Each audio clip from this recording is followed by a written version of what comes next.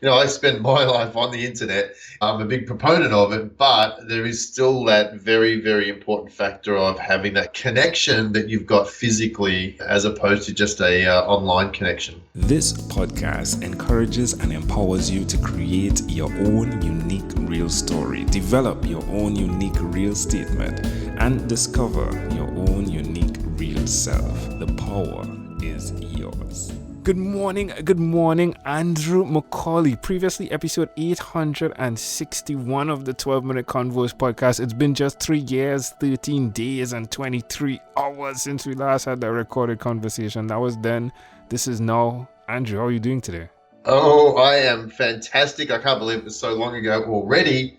But yeah, love it. Looking forward to having a bit of a conversation with you today for sure. Yeah, it feels as though it was just yesterday. Like literally, it could be because I listened to the podcast in preparation, but it feels as though like it doesn't feel like 3 years, my friend. What about for you?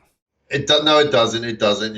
Life ticks along, and we get caught up in our day-to-day routine, and things happen, and suddenly we look back at the clock or we look at the calendar, and suddenly it's 2020, and we're like, whoa, what's going on here? Where did the rest of that time just go? Yeah. So things fly by. As long as you're busy and having fun doing it, it's not a bad thing. Now, social media bloke, right? That Yes. was what we were on the last time we spoke, autopiloting your business. Yep. How have things evolved? Yeah, so social media bloke is still going along, still going well. I've just done a revamp and a rebrand on that one. It's still the social media bloke. Autopilot your business. We just wrapped up our final podcast just the other day after doing our podcast for nearly 11 years. Wow. We were downloaded in 124 countries, which was pretty cool. And but my business partner Heather, who was in Australia, and I was over here in the US, it was just too hard to keep that business going over, continuing while we're international. So we decided to go our own separate ways. We're still very good friends. It's a very amicable split.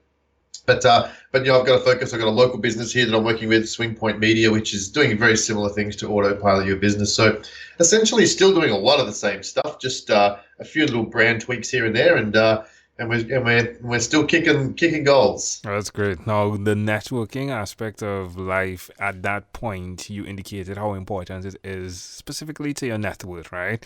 Yes, Looking definitely. back from now to then, have you seen the benefits in developing your network? Oh, absolutely. And even in the last 6 months, it couldn't be stronger, right? I've found some amazing network opportunities with some people, and really concentrate on growing those. And I would say 97% of our business is now coming from networking that we either have done recently or have done in the past, and continue to foster those relationships. So, I still strongly believe more than ever that your net worth is your network. Your network is your net worth.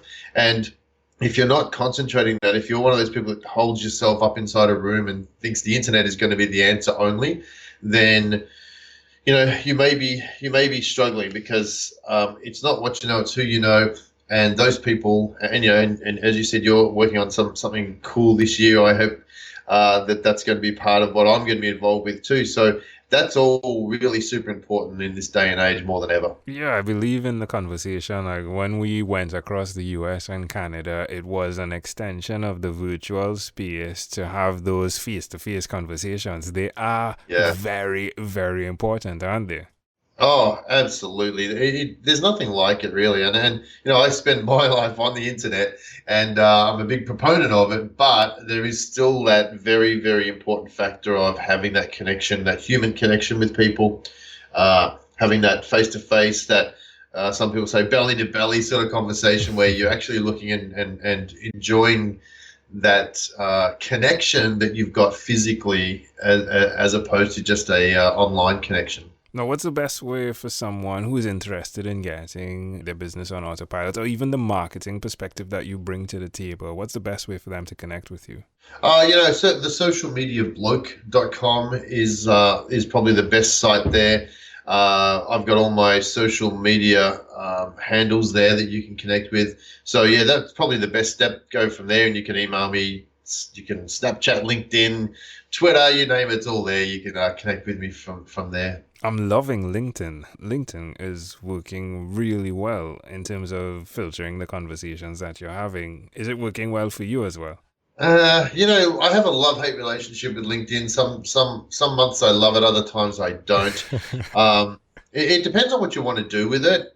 With the networking, it's great. There are some things that have happened over LinkedIn in the last couple of years that have not made it as good as it was, and I think since Microsoft took over, I think things changed. But it's starting to swing around now, and definitely in the last 6 to 8 months, it's definitely become more important, especially for that networking part of it too. So they're starting to pick their game up a bit. We're seeing some better results from LinkedIn these days, which is good. And what about Twitter? Are you still the guy that's doing Twitter the way you did it? Uh, I'm still doing a little bit of Twitter. Once again, it's one of those things where it goes in spurts. You have some great results, then you focus on some other things. Twitter's still got its place, and you've got to be making sure that your audience is on Twitter. If your audience is not on Twitter, then don't waste your time doing Twitter. But if your audience is on Twitter, it's a super powerful place to be still. I don't think it's going anywhere. There are people that love Twitter. I still use Twitter every day for my news and finding out what's going on and looking for opinions and that sort of stuff. But also just to connect with people that I haven't met before. Well, let's get back into the family side of life, the personal side. You had two children, right? Yep. They're still Yes. around, right? I'm guessing. Oh, yes. Still around. So we're Yes. looking at 8 and 10, yeah? If my Yes. You calculation is got it. correct. So how has what you've been doing affected them? My oldest son, 10, he's got his own little online business as well now. Wow. Got himself a little website, and he does this business, which is pretty cool. It's a little business where he turns physical photographs into digital ones for Sweet. people. So he's been doing a lot of family members lately, where he will get their box of photos, and he'll take a photo of their photo with his little camera, and he'll turn it digitally and then put it into a Google Drive for them. So they've all got that on their iPhones or their iPads, so they can look at those photos rather than go and dig out the box from the garage. So he does that little business, and lots of people love it because they all want to look at their photos, but they can't be bothered digging into the box. So Exactly. he's got this little posse of friends that helps him do that sort of stuff. So he's loving life doing that sort of thing. I don't know if he wants to do it for the rest of his life, but it's a great introduction to making money. He always asks for money for this and for that, and I said, well, you got to start earning it, and Love that's that. what we come up with. So yeah. My other son, he's a bit of a gamer head. He loves his games and his YouTube stuff, and they're both doing really, really well at school, which is really good, and very, very blessed to have two great kids. They've just gone off to school, back to school for the first time. Yeah, same here as well. Same here as well. Same here as well. Yeah, my first son is back to school, and as much as we enjoy his company, we're very glad that he's gone as well. Yes, right now I've got some space to do some work. Yeah, I know the feeling. So your wife then, like, how has she been impacted? Because the conversation, the networking, it's one thing doing it outside of the family, right? Yep. But being intentional with doing it within the walls of your home Mhm. is always something that goes in a different direction. So how does that work with your family? Yeah, she's very supportive of it. She understands the whole concept, and she's been in that side of things as well, and had her own business too. So she's a marriage and family therapist now. So she spends a lot of time at her office doing her practice. So she gets that, and we make sure that there's time for us. We turn off devices and have our time for our family time, especially on the weekends when we're all together. So she understands the whole thing that we're doing. I've got a work from home office that's separate from the actual house building. So when I'm in the office, they know it's work time and they don't come and do that. But then I make sure that I get out of there, so I'm not just doing work inside the home as well. So there's some definite boundaries there that we have to make sure that we put up and don't cross when we don't need to. Would you trade it for anything, the life that you've invested in? No, I don't. I don't think so. I think I think I've been able to make the life I'm looking for. I can, at the drop of a hat, go wherever I need to go to, or take time off if there's kids sick and that sort of stuff. So I've been able to do that. We don't have to put kids into after school care and that sort of stuff, which is great. Also, although sometimes that'd be handy, but I'm able to be very flexible with my hours, which is what I want, and a lot of people want that whole time freedom.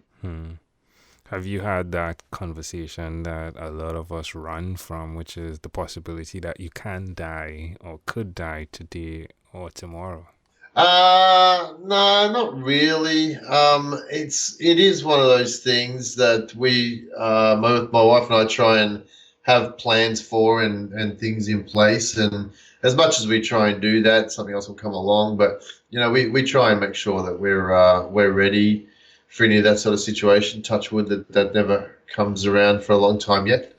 But you're right. It's one of those things that people do run from because it's not a pleasant topic to talk about, and hopefully, people don't get inflicted with it until a lot longer down the path. I totally agree. All right. Well, again, Andrew, this has been such of a great pleasure to hear that you've continued on your path, right? And Yes. you've evolved. It hasn't burned to the ground, which can be good sometimes, right? Because Well, then that's it's true. the fertilizer for the next thing, right? But That's to true. know That's that true. you're continuing is great to hear. For those that are listening, again, you hear the energy in Andrew's voice, right? He is a power connector. But I do thank you for passing by. In closing, is there anything else you'd like to share with our amazing audience? No, I just thank you for giving me the opportunity to get in front of people. I've been listening to some of the shows as well, and some fantastic people on there, and very excited. Next time you do a road trip, make sure you look me up. I want you to stop past and connect with you so we can do it physically, face to face. Yeah, sounds great. What state are you in?